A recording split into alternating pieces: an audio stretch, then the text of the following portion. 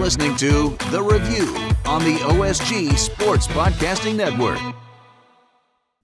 Hello, everybody, and welcome back to another episode of The Review. It's the Online Sports Guys College Football Podcast. Ugh, easy for you to say. Featuring us, the Online Sports Guys. And guys, we got a lot to talk about this week. It was the weird, the wacky, the wonderful, and the wonder us. All happening pretty much at the same time this week with a bunch of strange things happening in a lot of college football games. Is one of them not being able to watch a lot of the games? Depends on your way of accessing or watching said games. If you have YouTube TV, no, you probably didn't get to watch a whole lot. If you don't have YouTube TV, then you're fine. I don't negotiate with terrorists.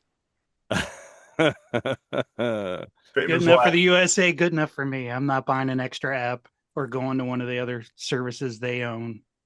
They can eat it. You got a polite way of saying bite me? So you're saying bite me, basically? Yeah. I'm going to go on Amazon and buy a bag of a gummy shaped like something and send it to them. Whoa. Eat a bag of gummies. Oh, wow. A little harsh there. Gone downhill fast here. A man and his Richards. Yes, absolutely true. Guys, we had a couple close games this week, something we haven't had in a while. One of them not being the Ohio State game. Ohio State number one going into the weekend, and they will leave the weekend number one as they take down Purdue rather easily, 34-10. Just saying, the quarterback for Ohio State is on cruise control. He is throwing the ball accurately and effectively for a really good football team. I mean, he's throwing more touchdowns than incompletions. Just saying. How's that kid not getting talked about? Yeah. Maybe he should play like crap for 3.5 quarters and then a last-second touchdown. And then you're not listening if you think he hasn't been talked about. He's been talked about a lot. And most of it's good. He's probably one of the 3 front runners for the Heisman Trophy as we speak. Is he coming to the OSG Sports Coffee Klatch and Sunning Exposition? That remains to be seen. There's still a little bit of time left. Okay, all right. We hold ours after the conference championship. Yes. We wait until it is a more accurate representation of a season as a whole. Over there, yes. And Let him beat Michigan first, and then we'll talk. Mr. Sain's biggest competition probably is coming from the quarterback of the number 2 team in the country right now, and that's the Indiana Hoosiers. Yeah. Fernando Mendoza didn't have the best game. Neither did his team against I guess you want to say, spunky Penn State Nittany Lion squad who really put up a good fight. Indiana gets the win 27-24 on a game-winning drive and arguably one of the best touchdown catches you probably will ever see by Omar Cooper Jr. That's there for catch of the year. Yeah. Since James Franklin left, I mean, Penn State has almost won at Iowa. They almost beat Indiana, so they're certainly still competitive, but still losing. Yeah, but it's probably better for everyone involved. But now they're losing with flair. Yes. Yeah. It's closer losses as opposed to getting visiting Blowout City, where Hot Pockets James is like the mayor or something.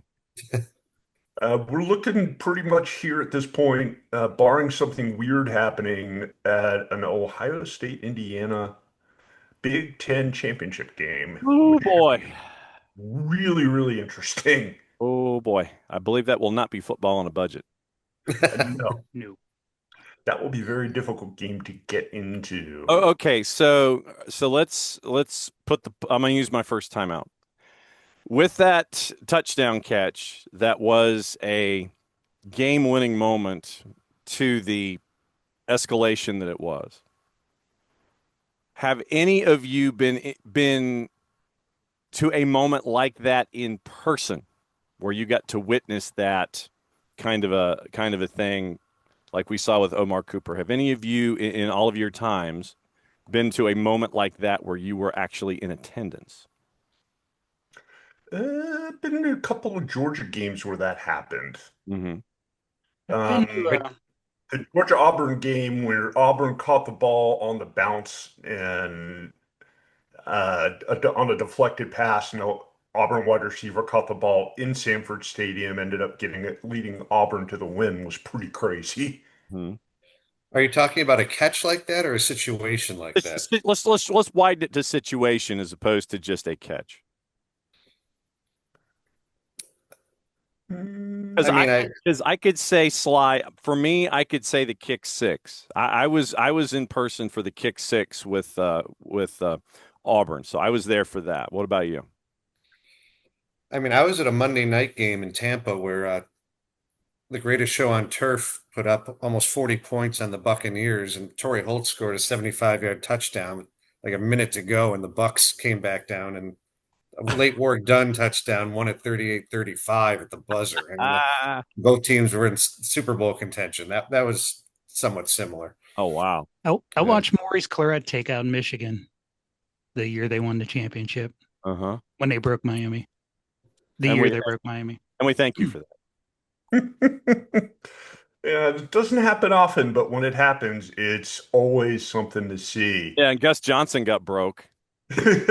Yeah, Gus may require vocal cord surgery. Gus found octaves that I don't think I've ever heard Gus make. Yeah, I got to buy a new sound bar. Yeah, literally, I think there were a couple of wine glasses that shattered here in the hacienda after that one. But, yeah, I didn't know a grown man could have his voice break a second time, only this time going back to what it was when he was a young teenager. I mean, a double glass break octave blow. I mean, that was just some stuff. It really was. Brady Bunch-esque. And if you haven't seen it, I highly recommend you go look at the clip on social media. Because when it's time to change, you got to breathe. And make sure you keep the volume up. Oh yeah. Yeah, and be careful of animals. Don't do it. Think of your neighbors. Yeah, and the animals in the house if you have pets. Yeah, they'll lose their shit. Yes. Moving on to the SEC portion of our show, the number one team right now in the SEC, the Texas A&M Aggies, they go on the road to Columbia, Missouri, and walk away with a pretty convincing 38-17 win over a banged-up Mizzou Tigers. They took care of business, bottom line. Yeah, against the dinged-up Missouri team, that was the hook for me. A&M look strong. I watched a little bit of this game. That defense is righteous. They beat him up physically on both sides. I thought the game would be a lot closer, but it really wasn't close at all. They just dominated. Yeah, I thought that if Missouri was 100% healthy in Como, that it would be a lot closer. But when you're starting quarterback, when Drew Pabula's out, then that to me is like, okay, that's strike number one, and then it was just over from there. Yeah, Mizzou's starting their third string quarterback in this game, a true freshman, and it looked like it. Yeah. Number 4, Alabama. They cruised to an ugly but effective win over LSU, 20-9. Not really much to say about this game. LSU's tailspin continues. Darn. I don't know who it was that thought they had a really good offensive football team, but the only thing that I could say about their offense is it's incredibly offensive. Yeah, thank you very much. Get that rim shot in there. But at least they're free now. Yes. They actually did show like they had some personality and liked each other, which was not what they've looked like over the past several weeks or the last couple of years. Yeah. The coach seemed to actually know the name of the players that he was coaching. Yeah, he doesn't have to worry about it up here. Yeah. Ole Miss, your number 6 team, they cruise. They play Citadel 49-0. Really nothing you could say there that would be worth the conversation. Arguably going in, your biggest game of the weekend was Texas Tech and BYU in Lubbock. Game day was there. The big party was there. Texas Tech won that game and won it handily. Yeah.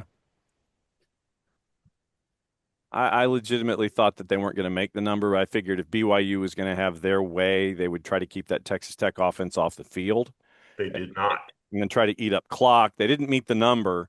Texas Tech beat the spread, but they didn't get to the number. I figured the number was going to be a hard thing to get to, but I think that really in this one you have to talk about Texas Tech's defense. We've been talking about Texas Tech's offense all season. Oh no, it's defense. And then best team money can buy, and and I mean they are taking that oil money and whatever money is out there in West Texas, and the get in for this one was $419. That's what this game meant to them out there. Plus a bag of tortillas that you're not allowed to throw anymore. Well, yeah, and that's some because it's going to cost you some money just to get to Lubbock. Yeah, and so they have the number one defensive lineman recruit in the country coming that way to Lubbock next year. So it's they are really piecing it together, and to me they can be dangerous in any one of two ways. Either they're going to put the pedal down, slam it in the fifth gear, and outscore you, or they're going to grind you into the ground and beat you on defense. And this was a little bit of Strange both. to say that about a Big 12 team. Yeah, no kidding. Yeah, it's be interesting seeing them playing somebody out of conference. Yes. Number 9, Oregon gets the win in Iowa in a very Iowa-like game during a deluge. Took a last-second field goal, but the Ducks managed to swim away with a win, 18-16. Yes, I am full of puns today. What happens when he's a week away? It's just Oregon, Iowa sort of went exactly whether or not how we anticipated it would have gone. And yeah, good for them. I mean, they making that trip, they survived it. Washington did not survive their trip. So, but I do rank Oregon. Yeah, do want to give props to one of the all-time best names for a kicker in college football, Atticus Sappington. Atticus with 2 big field goals at the end of the game, including the game winner with 3 seconds left from 39 yards out to seal the win for the Ducks. I thought that was a character in Downton Abbey. Don't put it past them. I mean, I think the number in this one was 41.5, and they still didn't get there. No, but does that surprise you? Not at Kinnick. No, not at Kinnick one bit. Sure, it wasn't 4 or 1. No, yeah, really? That would have been 41.5, 4, 1, or 0.5. Take your pick. Excuse me. Tough week for the ACC this week. Just when they showed signs of life, this week happened. Yeah. They had 2 teams in the top 15. They no longer will because Virginia takes the loss. Wake Forest beats them 16-9 in another game that was pretty darn ugly. Mm-hmm. And Louisville drops a game at home to Cal 29-26. Both those teams were ranked 14 and 15 going into the week. They won't be coming out of it. No. ACC doing ASS. Yeah. There's a game that involved 2 non-ranked teams that was a mid-off as well that I was subjected to. Think about it. You now have 2 teams that are 4 and 5. Clemson won that game, and you now have 2 teams that are 4 and 5. Yes, mediocrity is us. The ACC network's going to start airing MAC replays. They need to just start running their old replays from 10, 15 years ago instead of doing a Saturday night game. It's just like Saturday Night Rewind and just City Throwback Thursdays. Yes, stuff like that. That would work. A best of rerun. Anything but, yes. ACC classics. Yes, absolutely. And it didn't take long for teams in the teens to have those ridiculous losses right when the playoff rankings come out. So ACC may be a 1-bid league this point. Yeah. Yes. Only because they have to have one. Yes. Another game that was actually surprisingly good. Yeah. Vanderbilt and Auburn. Auburn looked like a completely different team when they traveled up to Nashville. They ended up losing the game in overtime 45-38 because they got Pavied. But still got to be encouraged if you're an Auburn fan because they showed a pulse. Yeah, it's amazing what happens when Derek Nix is calling plays as opposed to Hugh Freeze. Coach Eeyore is no longer there. DJ Durkin is in charge for the remainder of the season. AD John Cohen said that DJ Durkin would be in the mix for the head coach position. He would be economically feasible, as we say. But the game itself, when you look at the numbers, it was about as identical as you could get when it came to stats team-wise. Because you had Pavia throw for 377, Ashton Daniels threw for 353, Pavia ran for another 112. You had 1,107 yards of total offense in that game. And, it was just back and forth, and it took a little while for Vandy to wake up. But Derek Nix called a great game of chaos, and it took free football for it to happen. But that is the difference between teams that are ranked and teams that are now 4 and 6. Heading into their last two games. With an interim coach. Yeah, with an interim coach and all the vibes that are associated with it. So I think that Derek Nix has been proven that he's a decent play caller so far, so he's 1 for 1. We'll see what happens there. The boss is still not all that happy about what's going on, and so we'll see what happens with the final 2 games of the year. They would be 5 and 7, and they won't be going to a bowl. But so the boss is not optimistic, and she just kind of took it for what it was. She didn't even go. That tells you everything. She's already been to the bank. She didn't go to the game in Nashville. Another team, another upset. The Washington Huskies travel to Madison, Wisconsin, and take a loss, 13-10, on a banged-up, beat-up Wisconsin Badger team with Luke Fickell, their head coach, getting the dreaded vote of confidence from his athletic director. And then you save your job with a win like this. Take a look at the stat line and see who the leading passer was. That would be the quarterback for Washington, who threw for $134. Who's Wisconsin's leading passer? That would be the punter. Yes. 48 yards passing on the day for Wisconsin. Half of them came from the punter. Mm-hmm. I'm not. Yeah, Sean West, 1 for 1 for 24 yards. Mm-hmm. Somehow, some way, And a QBR of 100. it was enough for the 13-10 win. What Big Ten school is he going to play for next year? Washington. Somebody's taking him. Yeah. Wisconsin held to just barely over 200 yards total offense. It was ugly, but a win is a win, I suppose, at this point in time. You take it where you can. It was fugly. It wasn't ugly. It was fugly. Come on now. When your punter's your leading passer, and then you got to start worrying about load management with him. I love Fickell, but load management with your partner. Yeah, going to the Midwest to play in those conditions is not particularly easy if you got a finesse type offense like that. So, Indeed, and that ended up being a big problem. They stormed the field after that game, by the way. Stop. Yeah. That's worse than everybody taking their shirts off and going to the empty part of the stadium. Stop. All of it. If you're going to go banana, save it for a big win, not that. Mm-hmm. It's your probably only opportunity. Well, that's true. That's probably true. That's probably more true, yeah. Take your shot when you got it. Careful. Speaking of ugly, we haven't really talked too much about the Colorado Buffaloes this season, but they dropped at 3 and 7, 1 and 6 in the Big 12 after a loss at West Virginia. And it makes one ask the question, are we seeing the final season of Coach Prime at Colorado? Considering his health problems and just how bad the team is.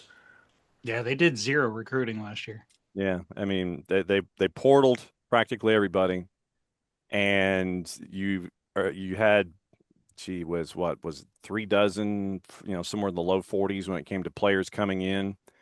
And you have Colorado at 3 and 7. Juju Lewis throws for 299. And I think you got to see what a lot of the hype was that was attached to Juju coming from Carrollton and going to Colorado. But I think, Phil, to your point, that if you are Coach Prime right now, focus on your health.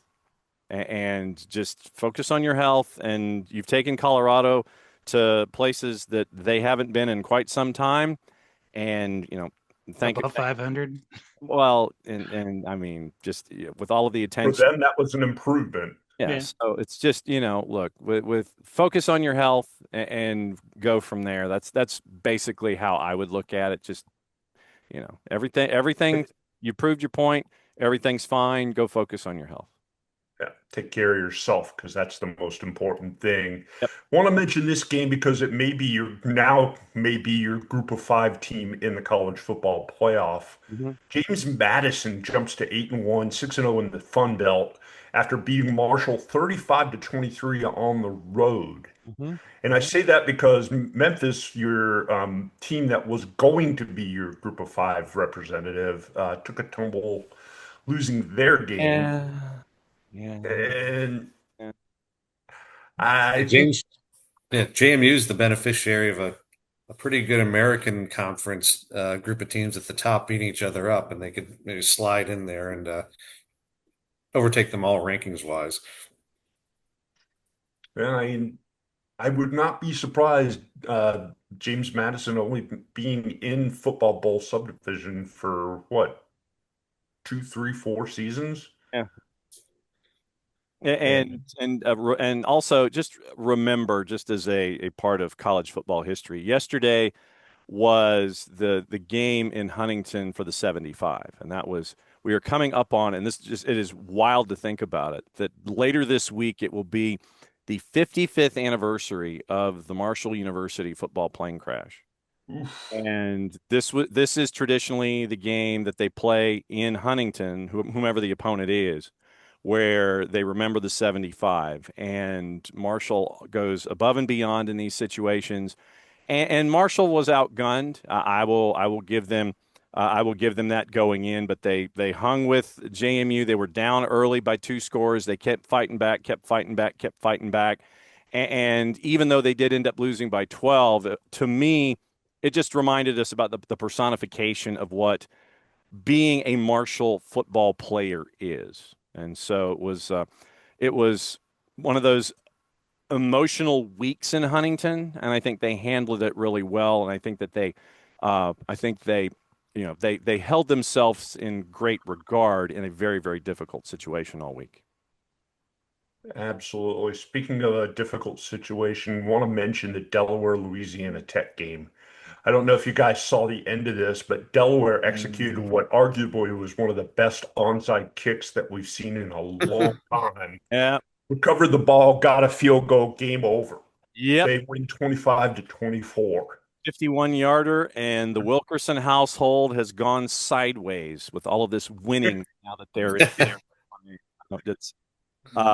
I know that we are probably going to turn it into a field trip when Delaware and Missouri State play for the first time, regardless of location. But no, Delaware gets full credit. Kid smashed a 51-yarder as time expired, and Missouri State continues to win as well. So I can't wait for those two to square off, but it was a good win for Missouri State and for Delaware. The fact that Wookie's not with us because he's probably hoarse right now. Yeah, well, he and Cat both. I mean, Cat's probably sitting there, probably reveling. For different reasons. Yeah, I mean, Cat. Look, Cat got the 51-yard field goal, and Delaware got the win. Missouri State. Wilkie had another couple of days because of weekday CUSA. I mean, he had a couple of days to recover, but Cat got the 51-yarder as time expired. So, go Blue Hens. Yeah. Want to also mention my personal favorite team of the season, the Kennesaw State Owls. Yes, absolutely. Road to New Mexico State and walk away with a 24-21 win. Hooty hoo, MFers. KSU 7-2 in Conference USA, undefeated right now in conference play. They just keep winning games. Mm-hmm. All I do is win. And if Jerry Mack does not get, and in the grand scheme of things, we know that the level of conversation for Coach of the Year is going to be, Power 4 and then Group of 5. But if Jerry Mack is not in the discussion for Coach of the Year, something ain't right. Because they lose their first 2. They've now won 7 in a row. 7 in a row, mind you. And I would just say to Kennesaw State on the whole that you need to schedule all of your home games in the midweek anyway, because everybody goes to the fraction on the Kennesaw State campus and they lose. and it's all midweek CUSA, midday CUSA, whatever they call it. But if Jerry Mack does not get Coach of the Year discussion, at least as a talking point, hey, but there's a story, then something's wrong with the entire process. This week coming up, and we'll probably see if it's anywhere close to being football on a budget in the second segment. Oh, I doubt it. It is Jacksonville State and Kennesaw State Saturday night in Jacksonville, Alabama, for all the Tostitos in Conference USA. Both undefeated at 5-0, going at it. And a friend of the show, Charles Kelly, the head coach, his first-year head coach at Jack State, going up against Kennesaw State. That's going to be a game below the radar that you need to pay attention to. 8 o'clock Eastern, Saturday night. Yep. Who's going to bring that up? Hooty-hoo, MFers. The winner of that game likely is going to be your Conference USA champion. Orleans Bowl. Fantastic. Keep going on down the list. Oof. Florida Gators laid an egg up in Kentucky. Kentucky beats them 38-7. Continue to save Mark Stoops' job. Go for it. Yeah. Sam Houston gets their first win of the year in the dog game of the week against Oregon State, 21-17. Sam Houston wins on the road. No. That was the one I was going to bring up. That's my favorite result of the week. Everything else. Hey, Oregon State's top 2 in their conference. Wow. The Bearcats with a K got their first win of the year. They're now 1-8. Yeah, they got the win thanks to 2 special teams touchdowns. But whatever you got to do, they returned a kickoff for a touchdown in the third quarter, and they returned a block punt for a touchdown in the fourth quarter. Fantastic. Good. Must have called Kirk Ferentz that earlier in the week. Yeah. Frank Beamer, Kirk Ferentz, get all of them together. Get your special teams coaches squared away. Bud Foster on defense. But yeah, good for the Bearcats with a K. That's fantastic. I love that. They won the game despite being outgained 474 yards for Oregon State, 157 for Sam Houston. It's what you do. It's what you do inside the 20s. It doesn't matter. All of this stuff leading to the 20-yard line doesn't matter. Time of possession doesn't matter. Yards don't matter. What do you do inside the 20? So did they have more special teams yardage than offensive yardage? I'm fairly certain they did. It's close. 98-yard kickoff return and the 31-yard block punt return is 129. So it was pretty darn close. Okay, well then you add in return yardage, and then I'm sure that it's more than that. Okay, now you're going to make me go do math. No, but if it was close without adding return yards, then obviously with return yards that it was more. So we'll stipulate to that. Yeah, they had 60 yards of interception return yardage. 135 of kickoff return yardage. So there you go. Okay. That answers the question. Oh, Bearcats. Hey, a win is a win is a win, no matter where it is and how you get it. That is true. John, you wanted to talk about a game in the football championship subdivision. Oh, yes. Go ahead and bring it. Oh, when things go wrong. Montana. When things were rotten? Yeah, exactly. It's the Laugh Olympics all of a sudden. In the FCS, and we spend a lot of time in the midweek looking at FCS and other divisions. You had the opportunity for the number 2 team in the country, Montana, to take it on the chin going up against Eastern Washington. Eastern Washington was driving late inside the 5-yard line. They is trying to stop the clock. I'm sorry, I have to take a brief time out here. Michelle just started stomping her feet because while she was away from the couch, the dog started drinking her coffee. Oh, good work. Nice job. So you're inside the 5. You're trying to stop the clock so you can, and traditionally, in Eastern Washington comes into the game at 4 and 5, down by 5, inside the 5-yard line. So, to stop the clock, what do?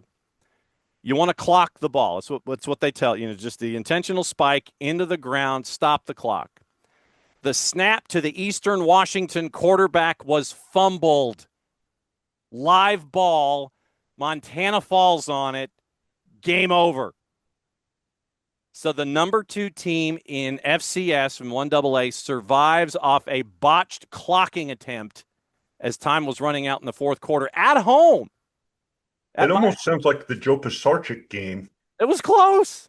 It was close. And if you don't know what I'm talking about here, folks, look on the YouTube. Do Google search for it. Yes. Trust us. Yes. But yeah, literally quarterback and God bless him. I mean, he's going to be living with this for a long time. But yeah, he gets the snap, goes through his hands, and Montana defender falls on it. Game over, and Eastern Washington just heartbreak for Eastern Washington in that one. But sometimes that's what you need to be the number 2 team in the country and stay that way. Doesn't matter how you win as long as you win. Oh, boy, especially at the top of the ladder. You ain't kidding, brother. Guys, what do you say we wrap things up here in the first half of the show? When we come back in the second half, we're going to talk about the upcoming week in college football and start with end with everybody else's favorite segment, College Football on a Budget, where we tell you games that you could go to for roughly the cost of your favorite soft drink. All that and more when we return for the second half of the review. You are listening to the review on the OSG Sports Podcasting Network. Please like and subscribe.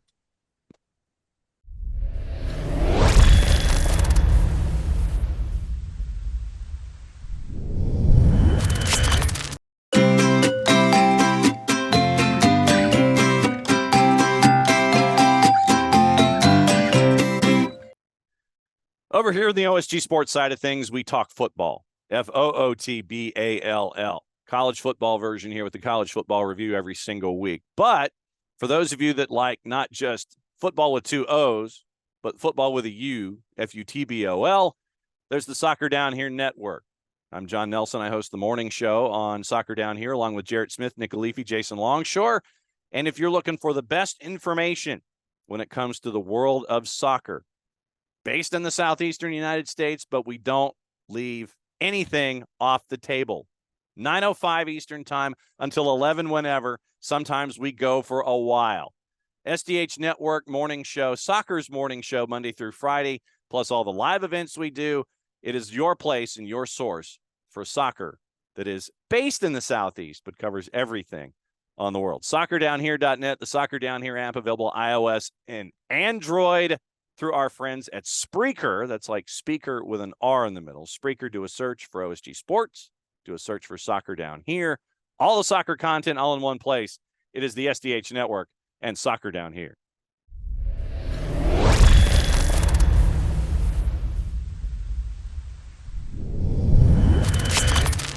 Thanks for sticking around, everybody. You have made it to the second half of the show. Guys, this is the part of the show where we talk about the upcoming week in college football.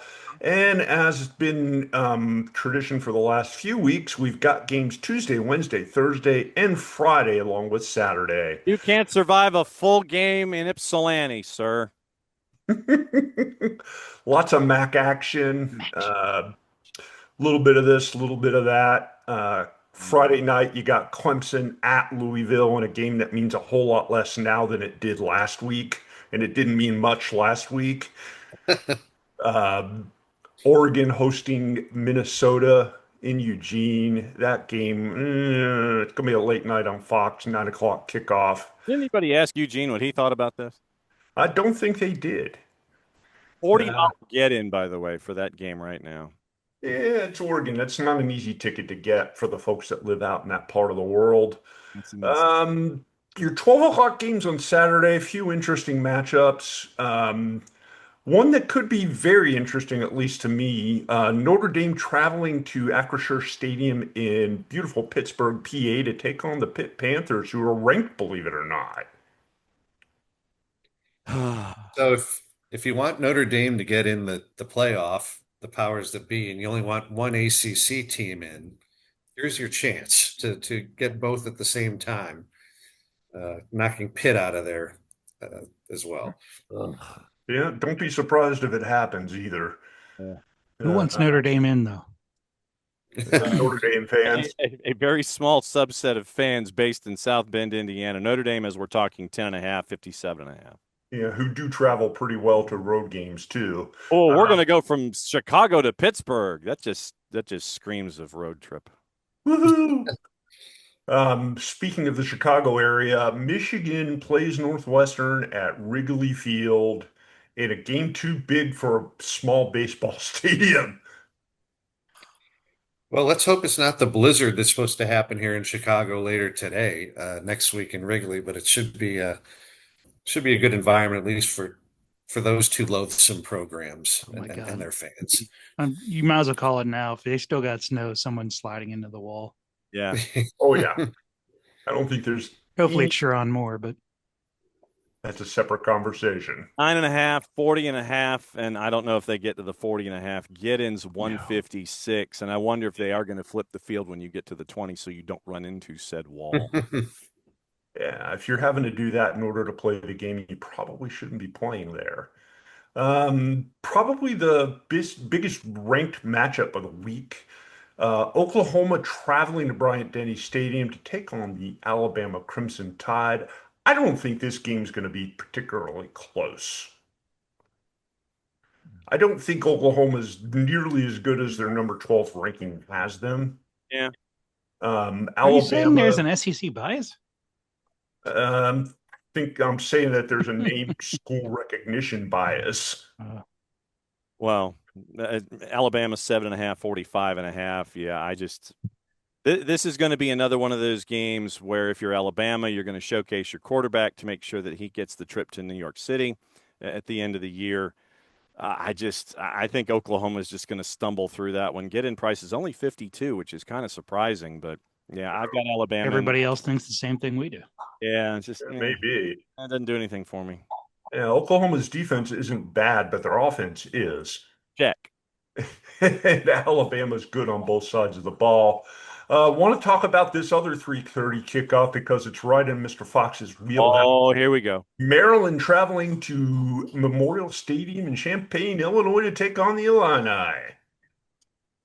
So Illinois now has a chance to do something they haven't done in the program's history, which is over 100 years, which is win 9 games 2 years in a row.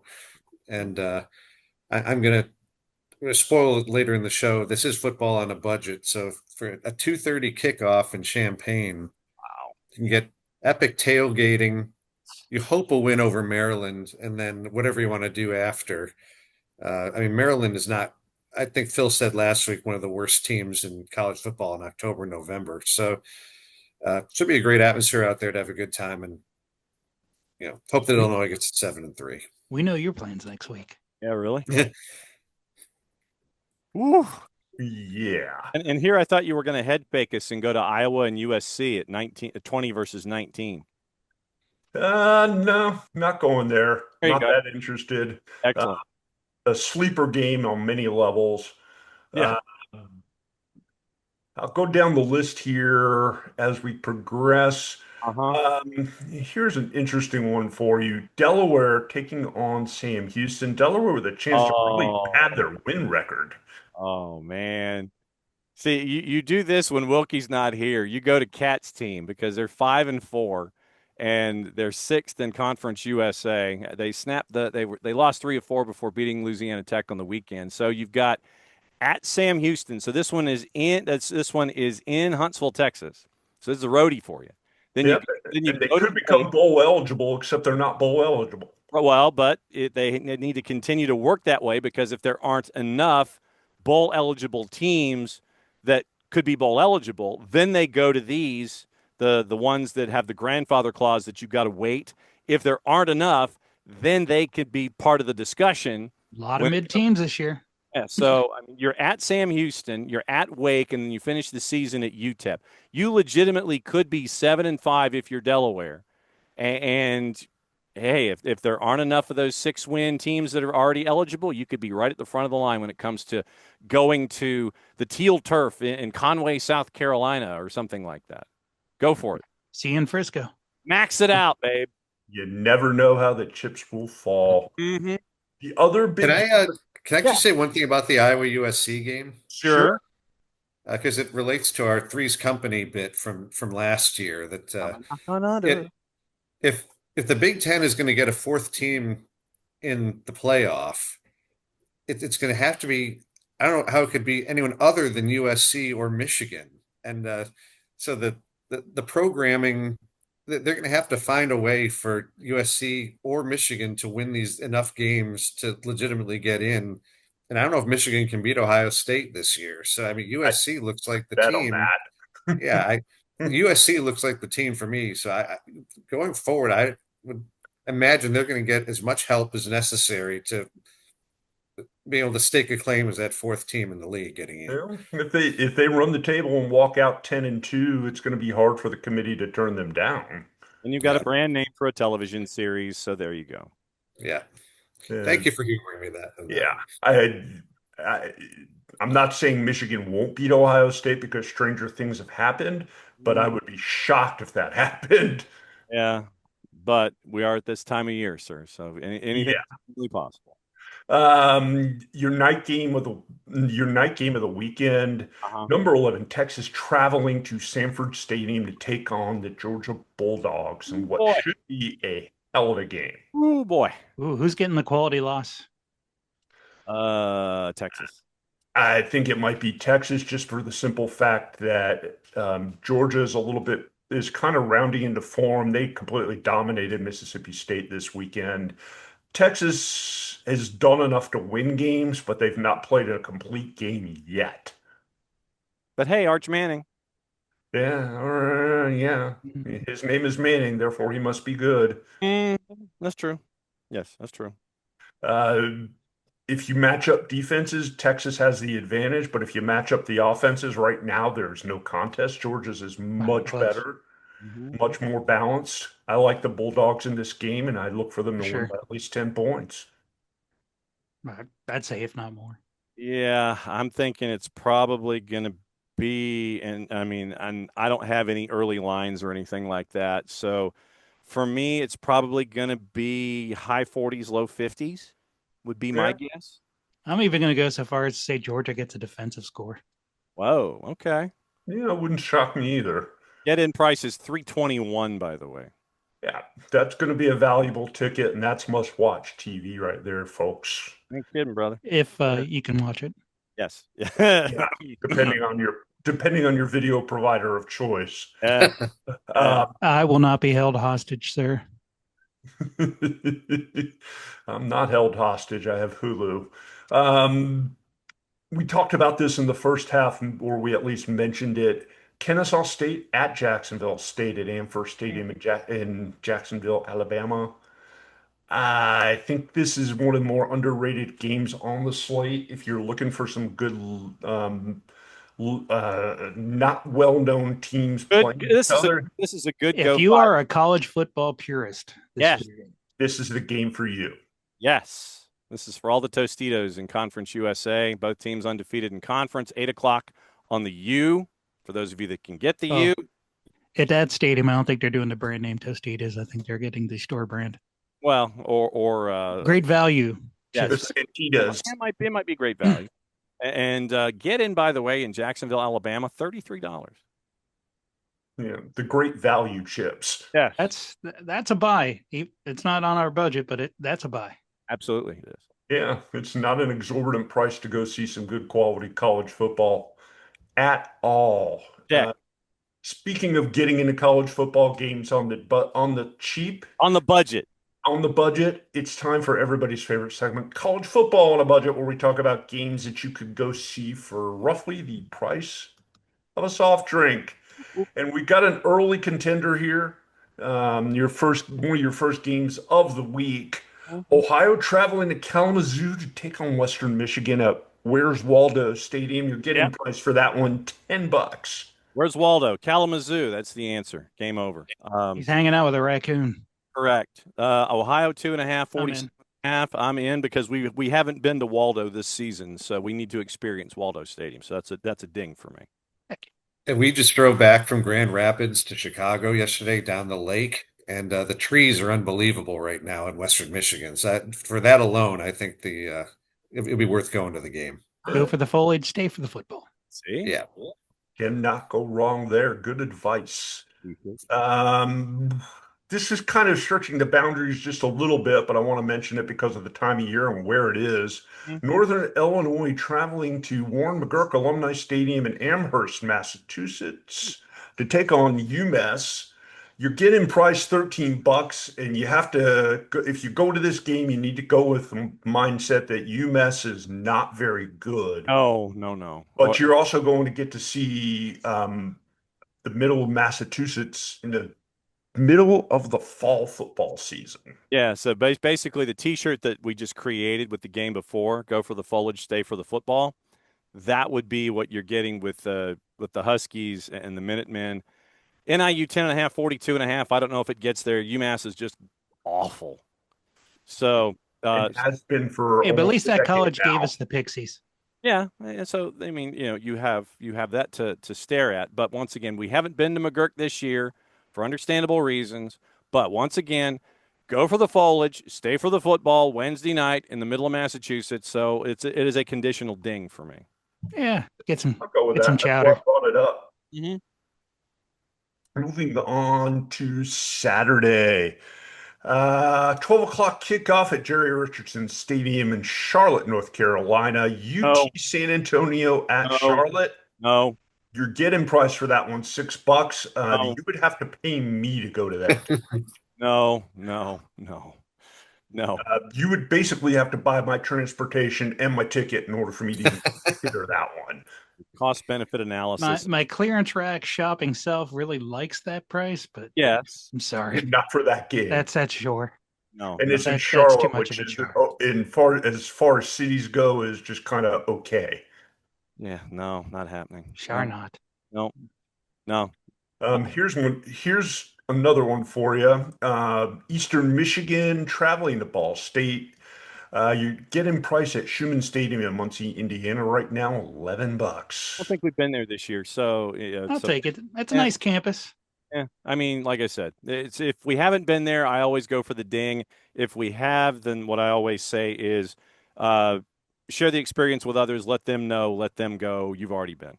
They got a nice broadcast department there. Okay. Mhm. Letterman gave them a nice little There you gift, go. and Helmet. they've spent it on the students. Yes. Mm-hmm. Got to mention this one only because it's the how the mighty have fallen game. I know. Arkansas traveling to Tiger Stadium to take on LSU, a 12:45 kick on the SEC network. You're getting price for that game, guys. Wait, does that mean ESPN? $4. Yes, it does. Yes, it does. Because they are the SEC now. Yes, that is true. $14 to go see Arkansas and LSU in Baton Rouge Wow. in mid-November. That stadium's amazing. It's worth it to go just to see the stadium and the game day experience there, which is second to none. It might be the end of folks' days instead of the beginning of folks' days, if you think. Yeah. But it's just, to me, it's just mind-boggling that you can do that for a game that may not be for the SEC championship, but it's two kind of historic programs in the SEC. Jeez. Tailgating alone is going to be fantastic. The experience the night before, but yeah, this will be the end of your day. Trust me. You might even go and skip the game. Well, yeah, and Yeah. then- Just Well, stay just outside saying, the you know. tailgate. yeah, but then what you can do? You show me a nice RV with some good gumbo and beverages. Well, yeah, and then when this one's over, you go down to Yulman and go see Florida Atlantic and Tulane. Even though that is definitely not football on a budget, you could have it as a doubleheader. Yeah. Got another game that qualifies here, but I don't know if that I would necessarily want to go. Oregon State traveling to Chapman Stadium in Tulsa, Oklahoma to take on the Golden Hurricane of Tulsa. You're getting priced there $6 right now. Mm-hmm. It's a top two Pac-12 team. Is all I'm saying. Yeah. Well, and we are fans of the Lamb family there for the Golden Hurricane singular, and we have already been this year to Chapman. So once again, we've gone. So we share the experience with you. Yeah. No interest We in go that. so you don't have to. Yeah. No interest in that one whatsoever. Oh, come on, man. Not even for a joke. That's sad. Yeah, here's a couple of statements on the state of play in the Atlantic Coast Conference. Georgia Tech traveling to Alumni Stadium in Chestnut Hill, Massachusetts to take on Boston College. You're getting price for that one, $8. Ding, Ding, ding. You want to give the record for the people at home for Georgia Tech? Georgia Tech right now leading the ACC by default. Um, they are 8-1 right now, and 5-1 in the conference. They'd be top 10 if they're in the SEC. Boston College 0-6, 1-9 overall. That does partially explain the discounted tickets, but man. But there's always and as someone who 8-1 football team for that price is insane. What I'm saying, yeah, and as someone who is an alumnus of a football program in that conference that has gone up to Chestnut Hill late in the year and run into the brick wall like Wile E. Coyote chasing after the Roadrunner, they always have that moment at BC where BC comes up and bites somebody and completely and totally wrecks their postseason. Is this that day for Georgia Tech? I don't think so, especially coming off the bye. I'm just saying, BC comes up and bites folks in the ass once a year, and when you least expect it, this is that situation that lends itself to it. I'm just saying, do I think it's going to happen? No. I'm just saying that empirical evidence has this happening in the past. You never want to get in a scrap with somebody that's got nothing to lose. Go for the foliage, stay for the football. Yes. A line well used. More ACC action on Big ESPN. North Carolina State traveling to Hard Rock Stadium to take on the Miami Hurricanes. You're getting priced there right now. Your lowest ticket price, $7. No, it's almost full. It's $5 last week. That's disappointing. Maybe there's a good halftime show. Let's see. Who could it be? Yeah, that's going to be your main game on ESPN that day, and they're going to be showing lots of shots of half-full stadiums. Oh, no. Tight shots. Nothing but tight shots. They're just showing the front row, and then when the kids go – there's a good one. The whole thing kids are doing now is taking off their shirts and going to the empty part of the stadium. So where are they going to go during that game? That's what I want to see. Yeah, down to the front. They can go They're not going to have to go anywhere. They're just going to spread out. There's going to be one guy in section 101, one guy in 102. Oh, really? You have to do a panoramic suite. We talked about this game during our preview of the upcoming week. Yes. Maryland at Illinois on FS1. You're getting price at Memorial Stadium right now, $9. $8+. That's it. Wonder why. Okay, so when the game is over, sir. Yeah. Where does the egress wind its way to? When this game is over for $9 and we have shared the experience with the college football humanity, where should the egress continue so the party does not stop? Or in English, what is there to post-game do festivities after the game? Post-game festivities, sir. Where are we festivitying here? Well, if you're middle-aged like we are, I mean, there's a section of the campus town that's probably more geared toward us. And then if you're a student or in your 20s, you go to those situations. I mean, there are any number of places you could find a good party going on. So it's like Copenhagen, basically block by block is what you're saying. Yeah. I mean, except without the section of town over the bridge in Copenhagen where you can buy. Well, actually, it's legal in Illinois. You can buy that now too. But he's saying pick your bakery carefully. Yes, right. Yeah, there are no. You won't have a problem finding a place to have a good time after the game. Yes, regardless. Yes, avoid the constabulary, but just pick your bakery wisely. Yes. Okay, just checking. Yes, indeed. Don't drive and eat baked goods. No. Keep going down the list here. Middle Tennessee at Western Kentucky. Getting price at, I'm not even going to go through the name here because it takes too long to name the stadium in Bowling Green, Kentucky. $11 to get into that game. Yeah, we've been there before already this year, so we share it with everybody else. The Hawkins Industries LT Smith Stadium in Bowling Green, Kentucky. We've been there, so we share the experience with you. Go see Big Red. Yeah. Texas State at Southern Miss right now. You're getting price at MM Roberts Stadium in beautiful Hattiesburg, $8. Southern Miss is $7. Hey, and they like fighting post game, so go for football, watch a boxing match. I mean, and seriously, and then afterwards maybe go to the Jitney Jungle. Your first, your top ranked team in the western side of the Fun Belt is Southern Miss. New coach, came in from Marshall last year, a lot of transfers. He's worked his way through. You're 7-2 in the Western Division of the Fun Belt right now. That's crazy to me that Southern Miss is 7-2 and piecing together the season that they have. We've been to MM Roberts a couple of times already this year, so we share the experience with you.